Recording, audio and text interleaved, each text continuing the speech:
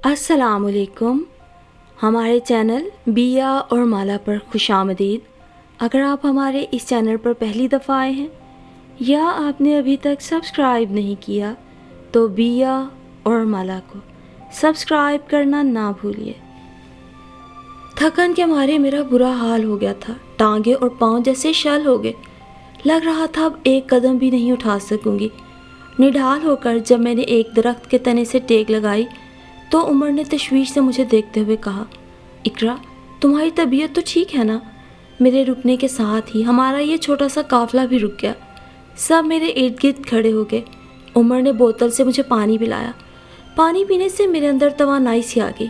میں نے آنکھیں کھول کر سب کی پریشان صورتیں دیکھی.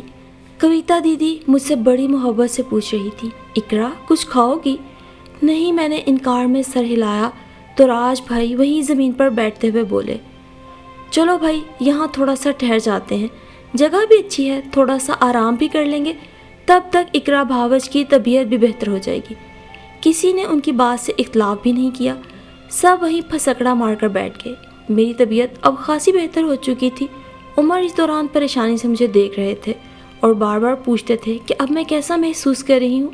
میری طبیعت اب کافی سنبھل چکی تھی، سو ہم نے پھر سے سفر کا ارادہ کیا. ہمارا یہ چھوٹا سا قافلہ 6 لوگوں پر مشتمل تھا. میں اور عمر، ارسلان بھائی اور ان کی بیوی انم، اور ایک ہندو جوڑا کویتا دیدی اور ان کے شوہر راج بھائی. ہم تینوں جوڑوں کی ایک ہی خواہش تھی، ایک ہی مقصد تھا، اور اسی مقصد کے حصول کے لیے ہمارا یہ سفر تھا. اور ہم اس سفر کے دوران غیر اور اجنبی ہوتے ہوئے بھی ایک دوسرے کے اتنے قریب آ گئے تھے جیسے ایک دوسرے کے رشتہ دار ہوں. اور یہ اس لیے تھا کہ ہمارے بیچ درد کا رشتہ تھا. ہم درد بھی تھے. دراصل ہم تینوں جوڑے شادی کے اتنے وقت بعد بھی اولاد کی نعمت سے محروم تھے. میری اور عمر کی شادی کو تو ابھی 5 سال ہونے کو آئے تھے. ان 5 سالوں میں کون سا علاج تھا جو ہم نے نہیں کیا تھا؟ در گھومے تھے.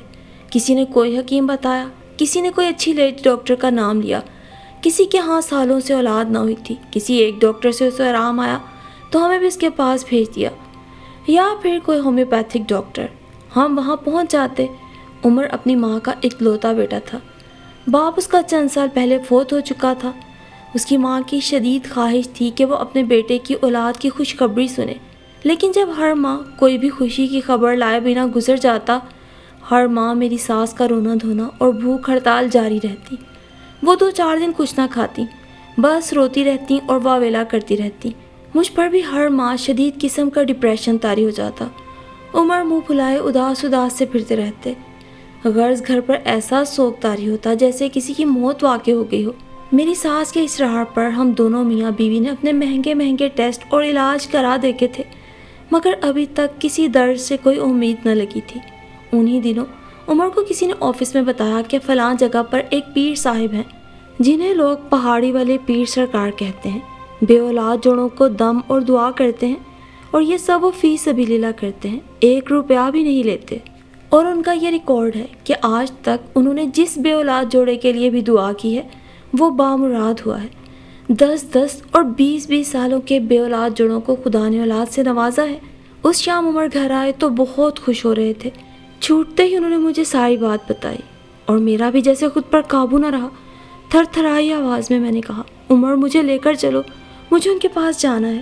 پاگل ہو گئی ہو، اتنا آسان نہیں، وہ بہت دور پہاڑی علاقے میں رہتے ہیں. انہوں نے اپنا چھوٹا سا جھونپڑا بنا رکھا ہے. اس پہاڑی کی چڑھائی بہت مشکل ہے، اور اس پر پیر صاحب کی شرط کہ میاں بیوی دونوں کو آنا ہوگا. اگر اکیلے مرد کا ہوتا میں کل ہی چلا جاتا دم کروانے. عورتوں کے لیے وہ چڑھائی ناممکن ہے. میرے آفس کے کئی لوگوں نے بتایا کہ عورتیں وہ راستہ پیدل طے نہیں کر سکتی.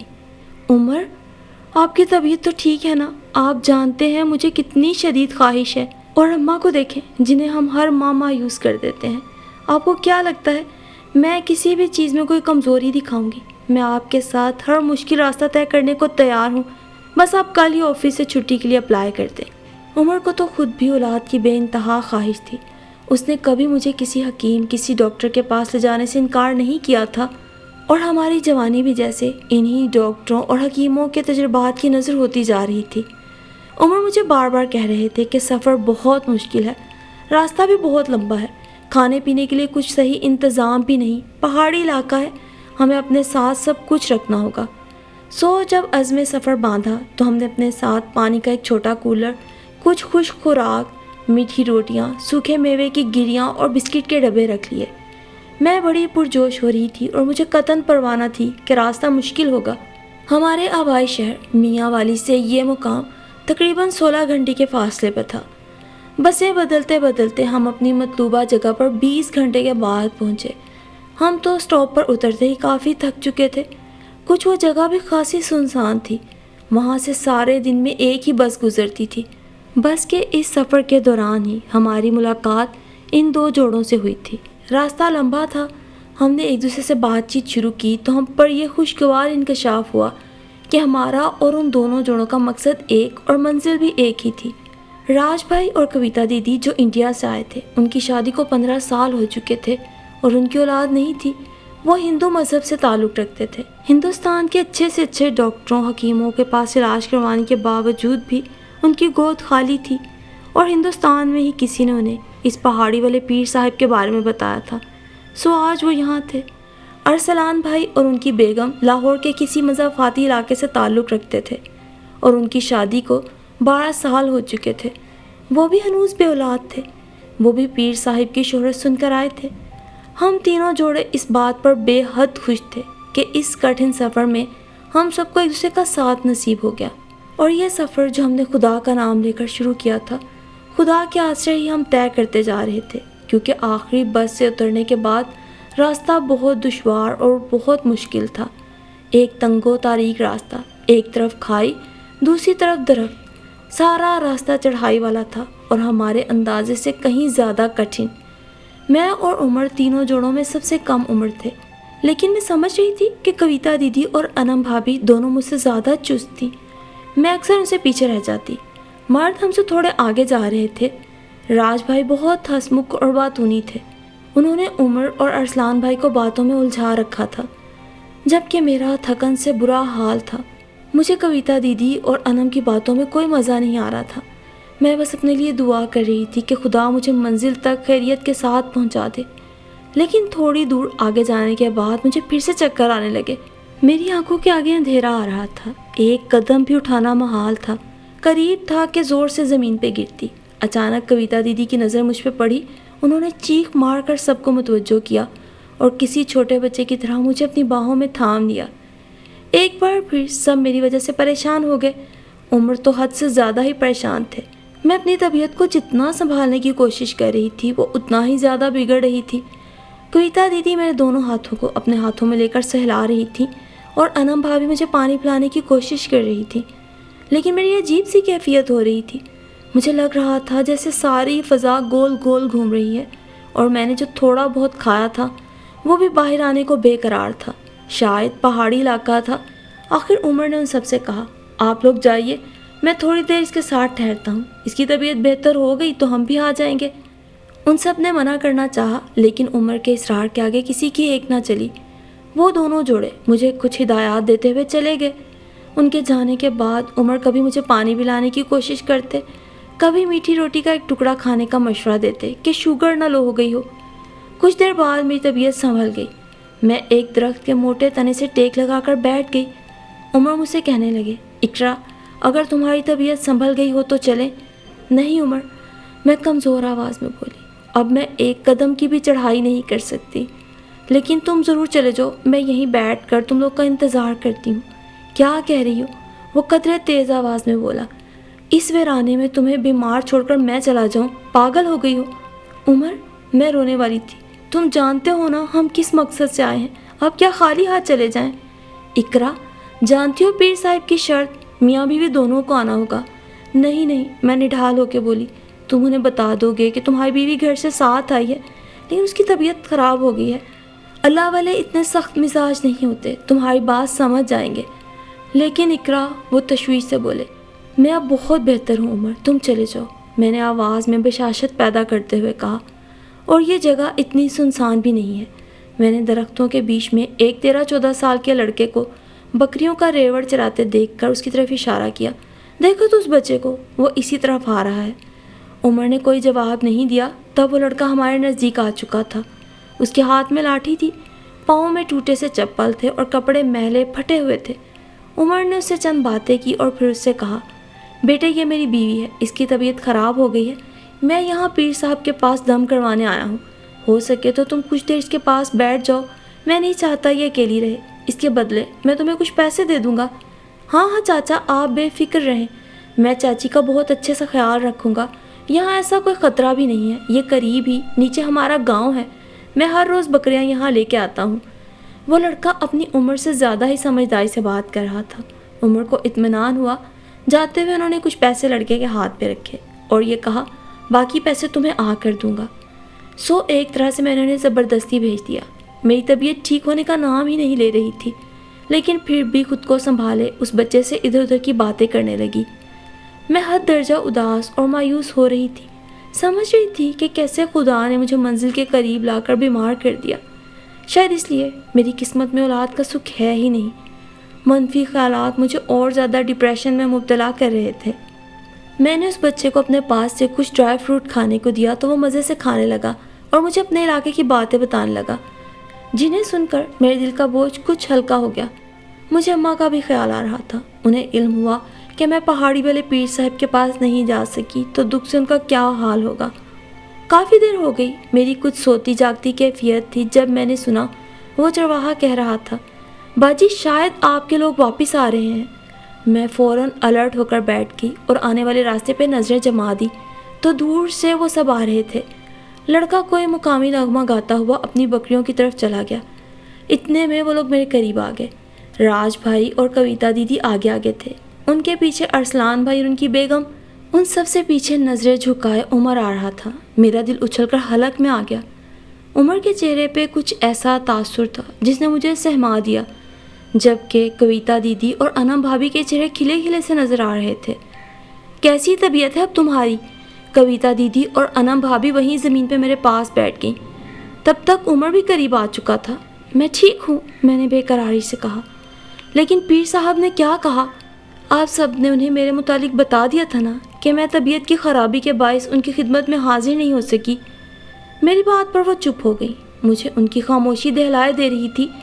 میں نے چیخ کر ان سب سے پوچھا، آپ سب پلیز پلیز مجھے بتائیں کہ وہاں کیا ہوا۔ عمر تم بتاؤ۔ میرے پوچھنے پہ بھی اس نے کچھ نہیں بتایا، جبکہ کویتا دیدی میرے ہاتھوں کو ہولے ہولے سہلائے جا رہی تھی۔ ہم سب نے انہیں کہہ دیا تھا کہ عمر کی بیگم آئی ہیں، ان کی طبیعت خراب ہو گئی ہے، اس وجہ سے وہ مزید چڑھائی نہیں کر سکی۔ لیکن وہ اپنی بات پر اڑ گئے کہ میری تو شرط ہی یہ ہے کہ میاں بیوی دونوں آئیں گے تو میں دم اور دعا کروں گا۔ تو کیا پیر صاحب نے؟ میری آواز ڈوبنے لگی۔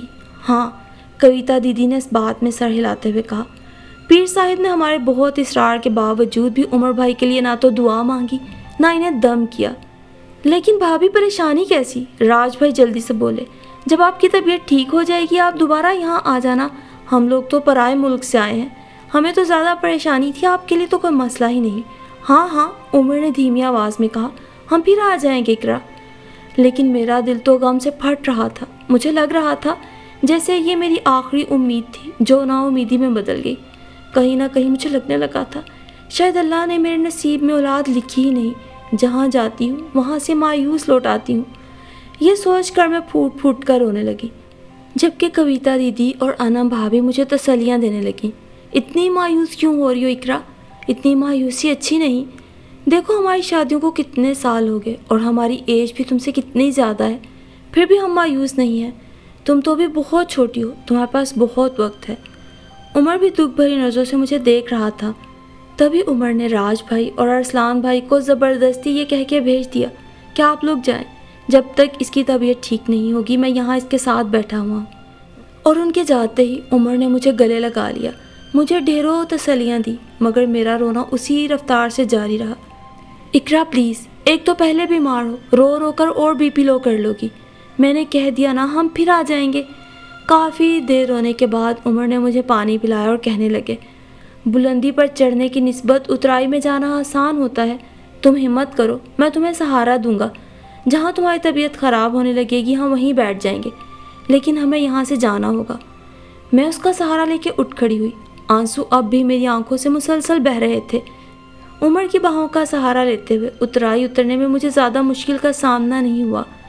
میرا نہ گھر جانے کو دل چاہ رہا تھا، نہ اماں کا سامنا کرنے کو، میرا تو بس مرنے کو دل چاہ رہا تھا۔ لیکن مجھے ایسی زندگی کا سامنا کرنا تھا جو موت سے بھی بدتر ہونی تھی۔ گھر جا کر اماں کو سلام کر کے میں سیدھی اپنے کمرے میں گھس گئی۔ میں نے ان کے کسی سوال کا جواب نہ دیا۔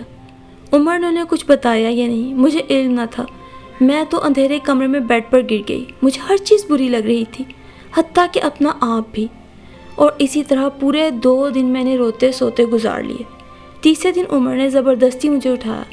عمر پلیز مجھے مت اٹھاؤ، میری طبیعت ٹھیک نہیں، اسی لیے تمہیں ڈاکٹر کے پاس لے جا رہا ہوں۔ نہیں مجھے نہیں جانا۔ میں واقعی ڈاکٹر کے پاس نہیں جانا چاہتی تھی۔ مجھے ڈاکٹروں سے بھی شدید نفرت ہو چکی تھی۔ ڈاکٹر کے پاس جاؤ گی تو کوئی طاقت کی دوائی دے گا، شاباش جلدی کرو۔ اور یوں عمر کے محبت بھرے اصرار کے سامنے میں زیادہ دیر نہ ٹھہر سکی اور اسی کیفیت میں عمر کے ساتھ ڈاکٹر کے پاس چلی آئی۔ ڈاکٹر شاہدہ عمر کی دور پار کی رشتہ دار لگتی تھی۔ ان کا کلینک ہمارے گھر کے قریب تھا۔ ہم لوگ چھوٹی موٹی بیماریوں میں انہی کے پاس جایا کرتے تھے۔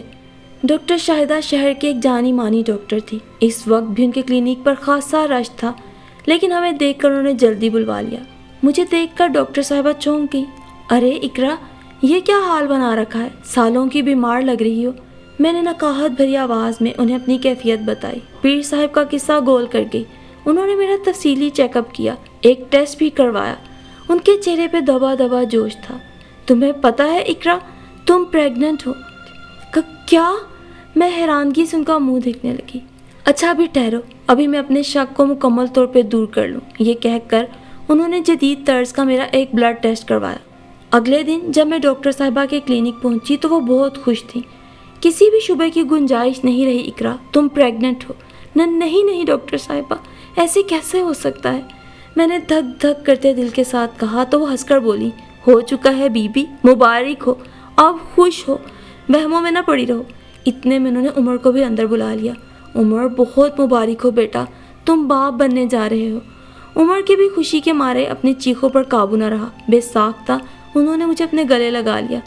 عمر، میں روتے روتے اس کے سینے سے ہی لگے ہوئے بولی، ایسا کیسے ہو گیا؟ یہ خدا نے کیا ہے، اولاد خدا کی دین ہوتی ہے جانم۔ عمر میرا کانپتا کپکپاتا جسم اپنے بازوؤں میں سنبھالتے ہوئے بولا، ہم بھول گئے تھے، ہمارے علاوہ یہاں ڈاکٹر شاہدہ بھی کھڑی ہیں جو بڑی ہی خوشی سے ہمارا یہ پاگل پن دیکھ رہی ہیں۔ عمر کو خیال آیا تو رندھی اور شرمندہ آواز میں کہنے لگے، ڈاکٹر صاحبہ سوری، وہ دراصل ہم دونوں اتنے جذباتی ہو گئے۔ ڈاکٹر شاہدہ ہنس پڑی اور کہنے لگی، بھابھی جان کو میری طرف سے مبارک دینا، میں انشاءاللہ خود بھی چکر لگاؤں گی۔ پھر انہوں نے مجھے کچھ ملٹی وائٹامنس اور آئرن کی ٹیبلٹس لکھ دیں اور بہت ساری احتیاط کرنے کا بھی کہا۔ ہم دونوں جب ڈاکٹر شاہدہ کے کلینک سے باہر آئے تو ہمارے دل خوشیوں سے مالا مال تھے اور ہمیں یقین نہیں آ رہا تھا کہ خدا نے ہم کو زندگی کی سب سے انمول خوشی دی ہے۔ اور پھر باقی سارے مہینے میں نے بستر پر ہی گزارے۔ اماں اور عمر نے میرا اتنا خیال رکھا، مجھے پاؤں زمین سے نیچے نہیں اتارنے دیتے تھے۔ اماں تو باقاعدہ طور پہ میرے کھانے پینے پہ بھی نظر رکھے ہوئے تھیں۔ ہر 2 گھنٹے بعد مجھے کچھ نہ کچھ کھانا ہوتا۔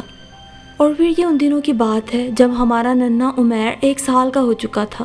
ہم لاہور آئے ہوئے تھے۔ پی سی میں ایک بہت زبردست ایگزیبیشن لگی ہوئی تھی۔ عمر مجھے بھی دکھانے لے گئے۔ اور جب میں اور عمر ننھے عمیر کو گود میں اٹھائے پی سی کے ہال میں پہنچے، مختلف سٹالز لگے ہوئے تھے وہاں۔ عورتوں، مردوں اور بچوں کا رش تھا۔ عمر کو کوئی دوست مل گیا تو وہ اس سے باتوں میں لگ گئے۔ میں عمیر کو گود میں لیے لون کے کپڑوں پر سیل والی سائڈ پر آ گئی۔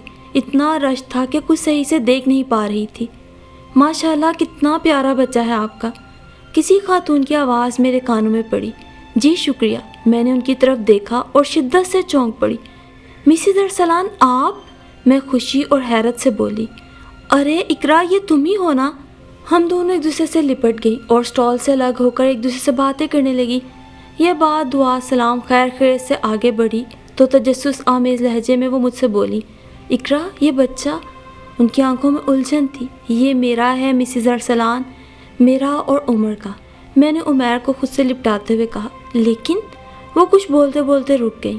کیا تم اور عمر دوبارہ پہاڑی والے پیر صاحب کے پاس دعا کرانے گئے تھے؟ پہلی بار تو انہوں نے دعا نہیں کی تھی نا تمہارے لیے؟ نہیں مسز ارسلان، بلکہ جب میں راستے میں بیمار پڑ گئی تھی، پیر صاحب کے پاس نہیں جا سکی تھی، اس کی وجہ بھی یہ تھی کہ میں تب امید سے تھی لیکن مجھے اس کا علم نہ تھا۔ اچھا، وہ حیران رہ گئی۔ اور انم بھابھی آپ، میرا مطلب ہے وہ پہاڑی والے پیر صاحب نے دعا کی تھی نا آپ کے لیے، تو کوئی خوشی کی خبر آئی؟ کچھ فرق ہوا؟ میں نے جھجک کر رک کر ان سے پوچھا۔ نہیں، وہ مایوسی سے سر ہلا کر غم زدہ آواز میں بولی، کچھ نہیں ہوا، ابھی تک بے اولاد ہیں، اب تو امید بھی ختم ہو گئی۔ ان کے چہرے پہ کرب بکھرا ہوا تھا۔ انم بھابھی، ہمیں جو کچھ مانگنا ہوتا ہے نا، وہ صرف اللہ سے مانگنا چاہیے، اس کے علاوہ کوئی نہیں دنیا میں جو ہماری حاجت پوری کر سکے۔ اللہ خود کہتا ہے جو تم مانگو گے میں تمہیں عطا کروں گا۔ اس کے باوجود ہم پیروں فقیروں کے پاس جاتے ہیں، اس کے باوجود بھی ہم اللہ سے نا امید رہتے ہیں اور پیروں فقیروں کے پاس جا کر انہیں اولاد کا وسیلہ سمجھتے ہیں۔ اور بھابھی، میں نے محبت سے ان کے کندھے پہ اپنا ہاتھ رکھتے ہوئے کہا، اگر ہماری دعا قبول ہونے میں تاخیر ہو جائے ہمیں مایوس نہیں ہونا چاہیے۔ اللہ خود فرماتا ہے مایوس نہ ہو۔ اللہ ہی تو فرماتا ہے وہ جسے چاہتا ہے بیٹا دیتا ہے، جسے چاہتا ہے بیٹی دیتا ہے اور جسے چاہتا ہے بے اولاد رکھتا ہے۔ تب بھابھی نے ڈبڈبائی نظروں سے میری طرف دیکھا اور ہاں میں سر ہلا کر مسکرا دی۔ اور تب ایک دم میری نظروں کے سامنے ماضی کا وہ منظر آ گیا، کویتا دیدی اور انم بھابھی کے خوشی سے دمکتے چہرے جب وہ پہاڑی والے پیر صاحب سے ہو کر واپس آئی تھی۔ ان دونوں کے چہرے امید کی روشنی سے منور ہو رہے تھے، کیونکہ پہاڑی والے پیر صاحب نے ان دونوں کے لیے دعا کی تھی، مجھے اپنی دعا سے محروم رکھا تھا۔ اس لمحے میری بھی آنکھیں نم ہو گئی تھی، مگر احساس سے تشکر سے، میرا رب، میرا پیارا رب، کیسے ہم گناہ گار بندوں کو معاف کر دیتا ہے۔ میں نے اس شام پہاڑی والے پیر کو ہی سب مان لیا تھا، انہیں ہی اولاد دینے کا وسیلہ سمجھ کر کیسی نا امید ہو گئی تھی۔ اور آج انم بھابھی کے چہرے کی نا امیدی دیکھ کر میں نے 1000 بار کی مانگی معافی ایک بار پھر پورے دل سے مانگی۔ بے شک ہمیں ہر تکلیف میں صرف اللہ سے رجوع کرنا چاہیے، ہر حاجت کی صورت میں صرف اور صرف اللہ سے دعا مانگنی چاہیے، کیونکہ دنیا میں کوئی پیر فقیر، کوئی اللہ والا بھی اتنا طاقتور نہیں جو بے اولاد جوڑوں کو اولاد دے سکے۔ ہاں تو پھر یہ سچ ہے یہ کہ دینے والی ذات صرف اور صرف اللہ کی ہے۔